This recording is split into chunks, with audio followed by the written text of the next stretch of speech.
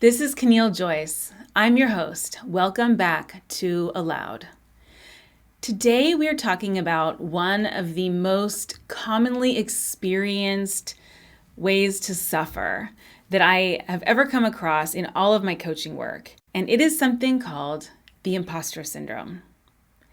The imposter syndrome is when you really feel like you are a fraud. They might be just about to find out that you've been faking it this whole entire time, and that in no way are you qualified to actually do the job that you're doing, to have received the rewards that you're receiving, to be in the role or position that you're in, or to have the confidence, success, happiness, or ease that you currently have. This is such a meaty topic, and it's one that I feel like there are a lot of different ways to address. I have what I believe is a really unique way to address having the imposter syndrome. But first, I'd like to share my own personal experience. So I remember when I first learned about the imposter syndrome. My husband and I used to be part of a community when we lived in the San Francisco Bay Area, where even though we are not really practicing religious Jews, we were invited by this community to attend Seders for the High Holy Days and, just to come together as a group of people who liked and loved each other. And this was a group started by one of my dear and best friends, his mother, and he'd been going to since he was little. And then we were kind of brought into the fold, my husband and I. So we would go to this and get to learn from all of these people who are in that generation above us, from, I guess you could call them elders. I remember one time chatting with my friend Judy, who is I'm guessing she's in her 70s. She was a remarkably successful litigator in San Francisco in the 80s, 90s, 2000s, and beyond. A single mom who raised two powerful boys, and a poet. And Judy and I, when we first met, we just had this amazingly special connection where I really feel like I've known her from some other lifetime, and she feels like family to me in lots of ways. Judy Altura, I love you. So I remember describing to her the hard time I was having when I was in my PhD program, and I was currently in the middle of that program, and kind of confessing to her, I just feel like I am faking it. And I don't deserve to be there. And they made a major mistake in letting me in. And at all of these twists and turns, like I feel like I'm on really thin ice, and they're going to find out. And maybe they even already know. And so every time I open my mouth, I'm so scared, which, for those of you listening to the show, like, duh, I run a podcast. Like I'm not actually afraid of opening my mouth as a character trait, I don't believe, but I was really, I had just gotten myself into these loops of feeling very, very, very insecure, and really believing I was right, that I didn't have a place in that program. This is not the first time I'd felt this way, but it was particularly acute here. And she said, "Have you read about the imposter syndrome?" Said, "No, what is that? Because I think I have that." Because that word imposter, it wasn't one that I had used, but it exactly described the way that I felt. And I looked into it, and sure enough, this is a thing. So if you are in a position right now, or you ever have been, where you have felt unsure of yourself, maybe self-critical or self-judgmental, paranoid, afraid that others can see through you, or they already are up to you, they're on to you. They know the game that you're up to. And maybe you feel guilty or anxious about it, or ashamed, or you might find yourself up all night long, or maybe you're indulging and overworking in an attempt to make up this deficit. What I want you to know is the work to do around this is mostly inner work. It's mostly work that is done on a psychological level, on a self-healing level, on a level of questioning your own stories. The mistake a lot of us make is we jump in and we think, I need to address it. I need to, they're right. And at least what I'm imagining they're thinking, that's right. And really what I need to be doing is working harder and finally earning my way. And I have worked with CEOs who are, 40, 50, 60 plus years in age, who feel 100% like they are an imposter, even if it is their fifth time being a CEO, and they've been a huge success every single time along the way. So this is not something that you earn your way out of. It is something you work your way out of, and it's something that you accept as part of being a human being. The fact is, a lot of us are, given opportunities that you could argue we are not yet qualified for. And in fact, one of the best pieces of career advice I've ever received is that the way that you get qualified for a job is you do the job. And that is what makes you qualified. So this comes up a lot when they look at gender and the impact of gender on careers, is that it seems in our society, women have been socialized to believe that they need to be qualified for a job before they get the job.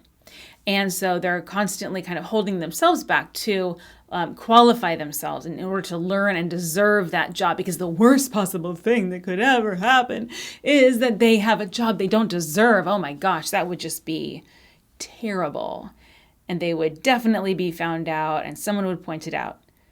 Okay, so I'm mugging a little bit here and I sound like I'm being flip, but the actuality is that there is a truth to that. It is true that if you are a minority in any setting, and women are in the workplace, and women are also a disadvantaged class, as everybody except for the tippy toppy, white, rich, upper class WASP males are. There's just some truth to what happens in power dynamics that makes it true that that some have to defend their position and their right to it more than others. So it's true. However, it is not true that just because that is something you fear or something that you may be challenged to rise to the occasion of means that it's true that you don't deserve the job. So whereas a lot of those in privileged positions have been taught, get the job, then prove you're qualified, then earn it. Then earn it once you're in the job, versus you need to be all ready to go right beforehand. Anyway, I may be getting ahead of myself here, so let me back up. I want to share with you a couple of real-world examples where I had the imposter syndrome and see if you identify with any of these, because in my experience, it shows up perniciously. It shows up all of the time, even last week. So I want you to be attuned to it in your own life, so that you can perhaps see how this is just such a piece of being human. Even if you think you've moved way beyond it, it may still show up for you, and it's important to recognize that. So another place it can show up is in your self-image with regard to how attractive am I? How desirable am I? I remember when I first started dating my husband, feeling really just insecure around my own body, feeling really insecure around my weight, and was I sexy enough, and was I pretty enough, and in the middle of being in at UCLA where there's so many attractive women, and feeling really like I needed to constantly make sure that I was fooling him into believing that I, quote, deserved him. I mean, at this point in my life as a 42-year-old woman and mother, like this whole entire thing, the idea that I spent time on this, I feel some like, oh, geez, oh, really? Like, really? Wow, it's not a good use of time. But it's true. And I remember one night sharing this with him, and he had me go into the bathroom, and he kissed me, and he said, well, I kiss you, you look in the mirror, and you look at yourself. And I want you to see what I see. And I want you to see how attractive you are. And I want you to see that you're sexy. And that's what I see. And I looked over at myself, and I saw a person that I didn't even know I was, or that I was capable of ever being. And it was simply me being who I was and not trying to be some other way, which is how I probably was showing up most of the time when I would, go out on dates. Just looking over and seeing myself with somebody that I was comfortable with, I could see what he was telling me was there. I could see that I didn't need to fake it, and that I already was the person that he wanted. For more reasons than that, I believe. Other times I'll include last week. So just last week, I'm working with a partner. She on a project, and we're working with a big executive team. And she suggested that perhaps we ought to propose that more members of this team receive coaching, receive support. That there's more we could be doing for this client. And this is the kind of work that I do, very, very frequently. It's normal for me. I've got lots and lots of experience in it. I feel really, really comfortable and at home doing this work. And what I was surprised by is I felt nervous when she said this. I felt taken aback, and I was wondering to myself, how is it that she's seeing something and explaining it so clearly, and I haven't even seen it? But what came up is I don't even think I've let myself see that there may be more that we could be able to do for this client. And I quickly realized, here's that old imposter syndrome again. If I really am honest with myself, and if you really knew me, you'd know I'm wondering to myself, why do they even trust me with this to begin with? There's a part of me that's feeling like I'm pretty lucky to have the work at all. And how dare I offer more? They're never going to want that. They may see that as, an affront. They may see that as me trying to take advantage. They may see me as me trying to grab too much. Now, is any of those things true? No. Would it be of service to share more of what we have to offer? Yes, I can completely see that. So there it was again. And, I've done so much work on this, and yet here it is again. So when I find that, does it mean that I'm bad or wrong because here I am again with the imposter syndrome? No. Here's how I hold it. I get excited. Here's yet one more place where I can dismantle some of those stories that in the past I've used to critique myself, hold myself back, and in turn prevent myself from sharing my gifts with the world. I've been more caught up with my ego and my fear and my insistence that I should never, ever be rejected than I have been with, even if I'm rejected sometimes, I want to go out and do good.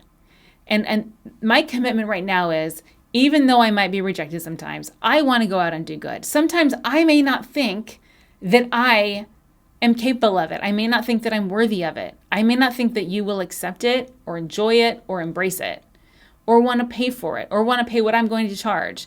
But I'm not going to hold back from offering what I can offer just so that I can help myself hold on to some false sense of control and basically stay in my small little cave and imagine that I deserve everything. All these little teeny crumbs in here that I have, that I deserve all of them. That's fine. That's fine for one part of myself, really needs to feel that sense of control. But the part of me who's going to play out in the world is the one who's really committed to taking that personal risk and overcoming it.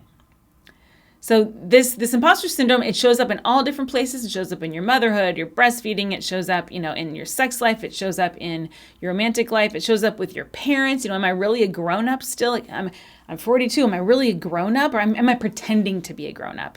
And they're on to me. It can happen everywhere, and it's often something that's experienced when you're early in your career and you're new in a job or you're new in a role, and you think to yourself, how could they bring me on? How did I make it through this interview process?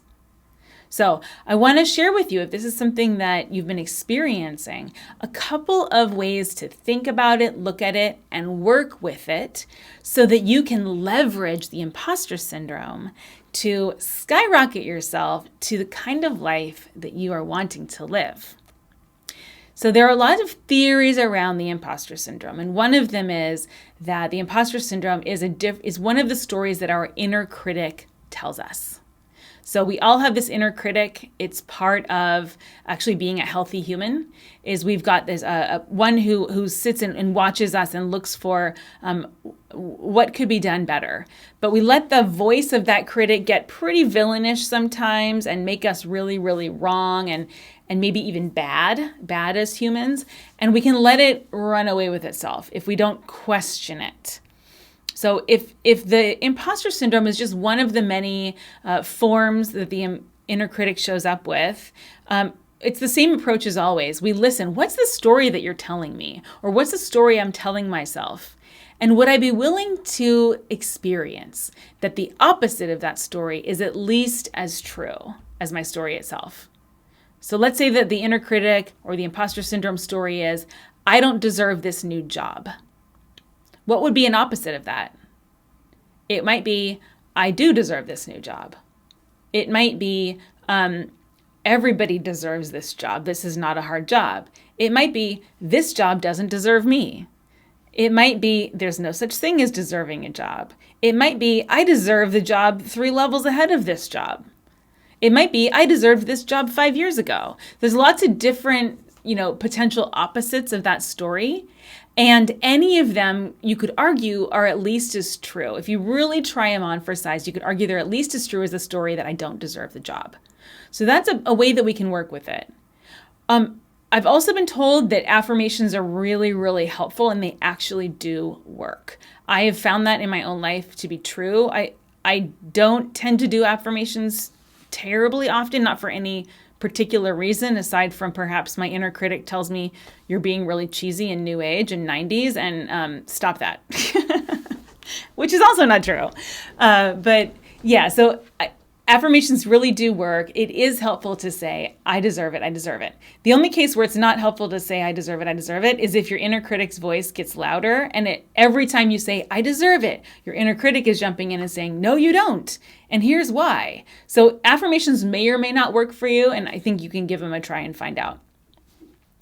But I think part of the juicy piece here of the imposter syndrome is it can actually counterintuitively help point you to ways that it is true that you have been and are being an imposter.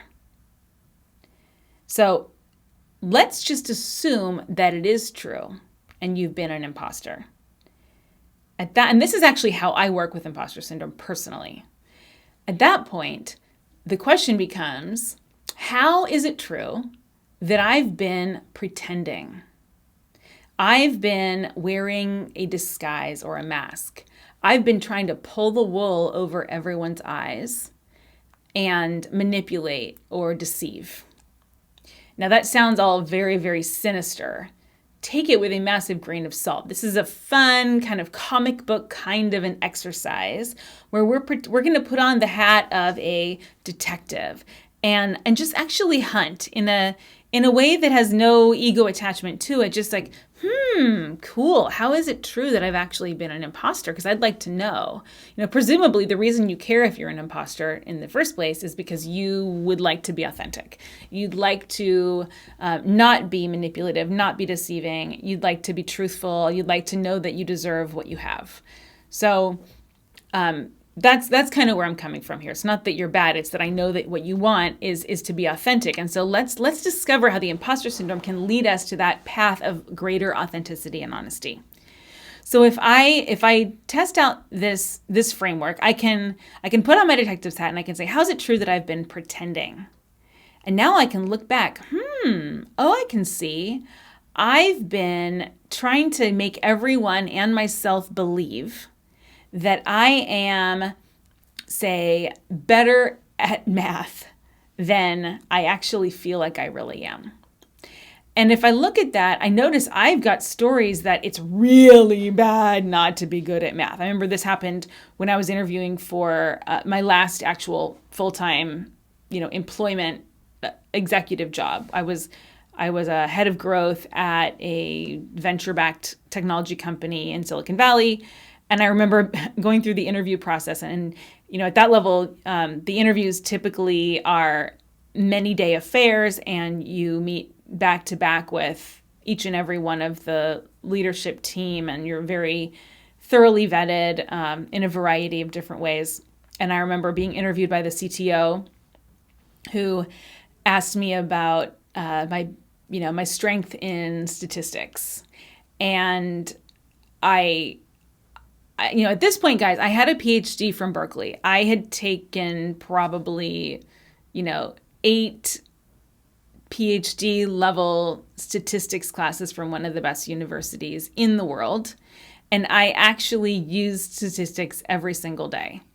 And I knew it, not just how to do it in Excel or in R or in SAS or SPSS, I knew also how to do it on paper, But I also knew that I was not one of the best in my class at statistics. I knew it didn't come immediately naturally to me at first, that it took some more time and effort, more attention to detail than some of my classmates for whom they seem to have been doing statistics since they were in, pull-ups.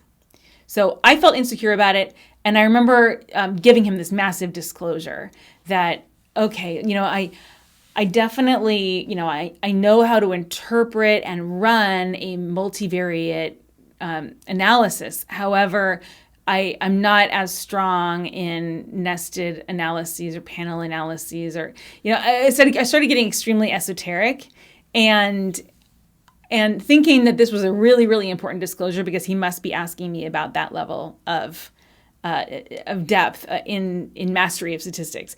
In fact, what he wanted to know is, if you look at a chart of our web analytics in Google Analytics, are you going to make massive errors in how you're interpreting the data? At the end of the day, I believe that's what the question actually was.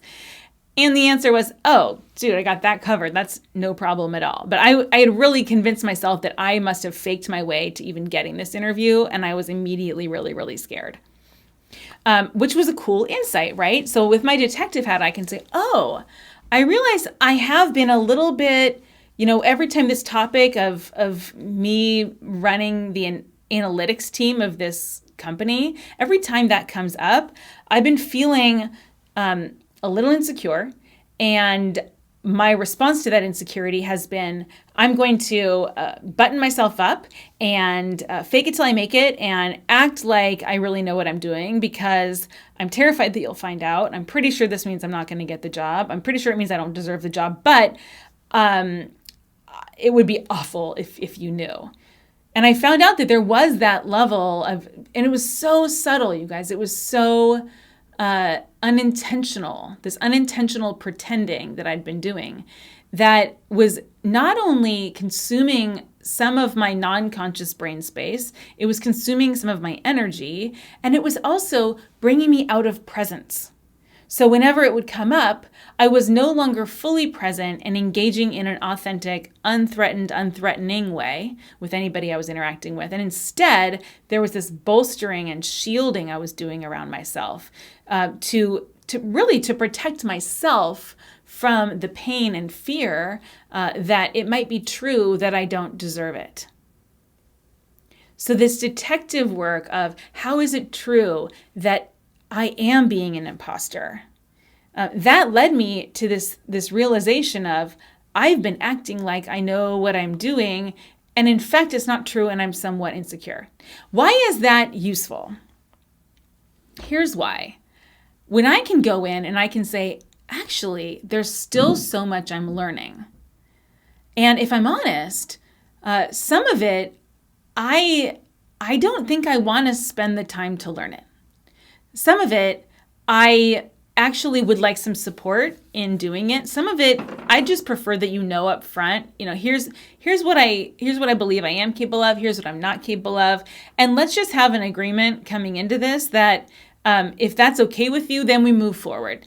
And if it's not, let's find a way to remedy it, or let's not move forward because it's not worth it. Here's the backstage. It's just not worth it to me to undermine my presence and my energy in service of being an imposter.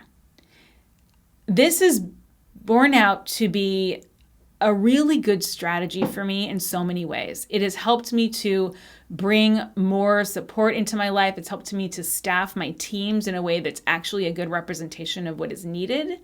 It has helped me to not waste energy spinning and pretending in areas that are outside of my natural zone of genius. And instead, it's freed me up to lean into my zone of genius.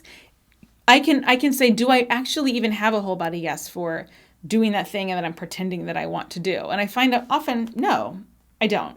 I don't have a whole body yes for that. It's going to be painful the whole entire time I'm trying to follow through on that promise, because if I'm really honest, when I first even made the promise, I didn't have a whole body yes to following through. I may have had a whole body yes to wanting what was on the other end of that promise, but not if I'm really honest, to everything that it was going to take to get there. The last point that I want to leave you with is curiosity is king.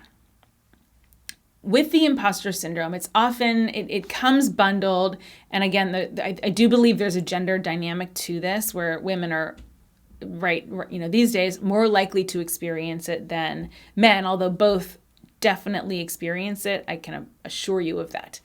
But anyway, the nugget I want to leave you with is, if I can say, I'm not an imposter, I just don't know everything. And I'm a learner. Now I have just created a different identity than being an imposter. I have helped create an identity for myself that is one that can be proactive, can go out and learn, can be curious, can ask questions. And I remember working with a client once who had a new position. It was a higher ranking position than she'd ever had in her whole entire career at a bigger company, faster moving, so forth in her whole career. And we discovered this imposter syndrome was there with her right as she was about to begin the job.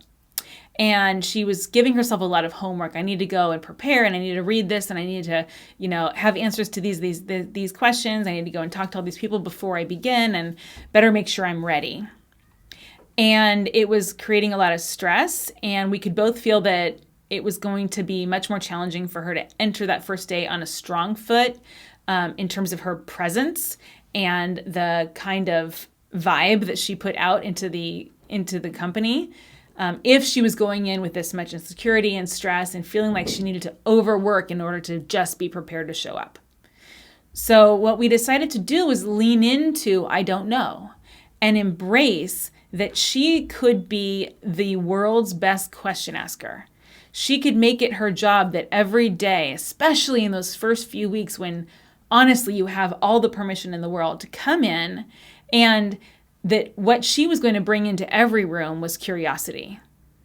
So I see that far too often those first 90 days, we're trying to fake it and pretend like we deserve the job when really we haven't yet convinced ourselves. Then we miss that window where we are considered new still. And we fail to use that window to ask questions, to dig into all the things you don't yet know, and to actually discover the answers so that you can be more informed going forward. So the curiosity thing it's always a tool that's available for you to use. And it's especially important when you feel like it's not okay that you don't know everything. That's the time when you most need it. So I hope that you can be actually on the hunt for times when you feel like an imposter. Lean into it. Question the stories that your inner critic is making up about you. Really question them and see how the opposite could be at least as true. Lean into the curiosity option and go on a detective hunt and find out, how is it true that I am pretending? And would I be willing to actually be honest and authentic here?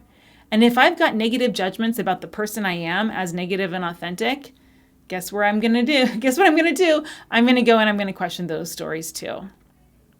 If you'd like to learn more about this concept of questioning stories and the difference between fact versus story, please go to alloudpodcast.com, where you can find a previous episode specifically around fact versus story. And that is episode number 46.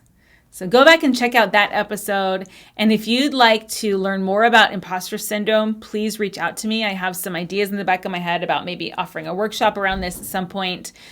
Please go ahead and reach out to me. And you can do that through an iTunes review, Spotify review, or you can find a contact me on my website. So that's Caneel.com. More episodes at alloudpodcast.com, along with a lot of free resources. Thank you for being here today.